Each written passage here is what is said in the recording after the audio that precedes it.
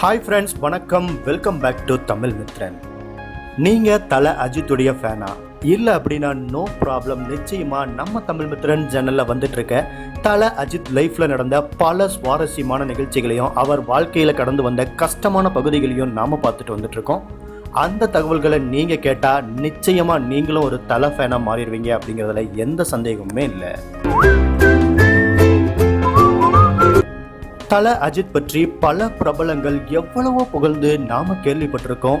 அவருடைய self confidence level பற்றியும் அவருடைய ஹெல்பிங் டெண்டன்ஸ் பற்றியும் எத்தனையோ புகழ்ந்து பேசியிருக்காங்க. ஆனா பலருக்கும் தெரியாத ஒரு விஷயம் இருக்கு. அது அவருக்குள்ள இருக்கிற ஒரு இன்னசென்ஸ் தாங்க. அந்த இன்னசென்ஸ்னால தான் அவர் தேம்பி அழுத ஒரு நிகழ்ச்சி இருக்கு. அது எப்ப நடந்தது, யாருக்காக நடந்தது அப்படிங்கிற செய்தி தான் நாம இன்னைக்கு தெரிஞ்சுக்க போறோம். வாங்க பார்க்கலாம். நாம அந்த நிகழ்வை தெரிஞ்சுக்கிறதுக்கு முன்னாடி ஒரு முக்கியமான பிளாஷ்பேக் இருக்கு. தல அஜித்துடைய 17வது படம் காதல் மன்னன். இது பலருக்கும் தெரிஞ்சிருக்கும். அஜித்தும் சரணும் ஹைதராபாத் பயணம் ஒன்றில் ஃப்ளைட்ல பக்கத்து இருக்கையில் அமர்ந்து பயணம் பண்ணிட்டு இருந்தாங்க. அந்த 1 மணி நேர பயணத்துல கதையை சொல்லி ஓகே வாங்கின படம் தான் காதல் மன்னன்.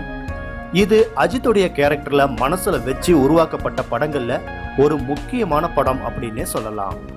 சவால் விடுறது, அதுல ஜெயிக்கிறது அப்படின்னு இவருக்கான ரசிகர்களை அள்ளிட்டு வந்து சேர்த்ததுல காதல் மன்னனுக்கு ஒரு முக்கியமான பங்கு இருக்கு. இந்த படத்துடைய இயக்குனர் சரண், இயக்குனர் இமயம் கே பாலச்சந்தர் கிட்ட அசிஸ்டன்ட் டைரக்டரா இருந்தவர். இவரை அஜித்துக்கு அறிமுகப்படுத்தி வச்சதே நடிகர் விவேக். சரணும் விவேக்கும் குடும்ப நண்பர்கள். சமீபத்துல விவேக்கோட மகன் இறந்த செய்தி கேள்விப்பட்டப்ப காலில் ஆபரேஷன் முடிஞ்சு கட்டு போட்டு ஓய்வுல இருந்தாரு அஜித்.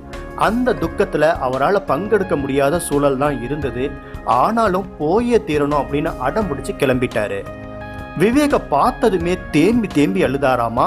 தன்னுடைய மகனுக்கு இப்படி ஒரு பிரச்சனை இருக்கு, ட்ரீட்மெண்ட் எடுத்துட்டு இருக்கோம் அப்படின்னு அஜித் கிட்ட விவேக் ஒரு சமயம் சொல்லியிருக்காரு. அப்போ அஜித், டோன்ட் வரிஜி, எங்க அப்பாவுக்கும் இதே பிரச்சனை இருந்துச்சு, அதுக்கப்புறம் சரியாயிடுச்சு அப்படின்னு சொல்லியிருக்காரு அஜித். ஒருவேளை அப்ப நான் அவரை பயமுறுத்தி இருந்தா அவர் இதை இன்னும் சீரியஸா எடுத்திருப்பாரோ அப்படின்னு ரொம்ப கில்ட்டியா ஃபீல் பண்றேன் அப்படின்னு சொல்லி தேம்பி எழுதாராமா.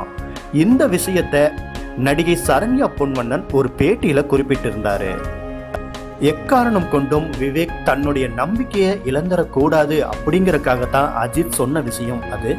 ஆனா அதையே கில்ட்டியா ஃபீல் பண்ணி அஜித் அழுதது அவருடைய இன்னசென்ஸ்க்கு ஒரு முக்கியமான உதாரணம் அப்படின்னே சொல்லலாம். இந்த செய்தி பற்றி உங்களுடைய கருத்துக்களை மறக்காம பகிர்ந்துக்குங்க. இந்த செய்தி பிடிச்சிருந்தா லைக் பண்ணுங்க. நம்ம தமிழ் மித்ரன் சேனலை மறக்காம சப்ஸ்கிரைப் பண்ணுங்க.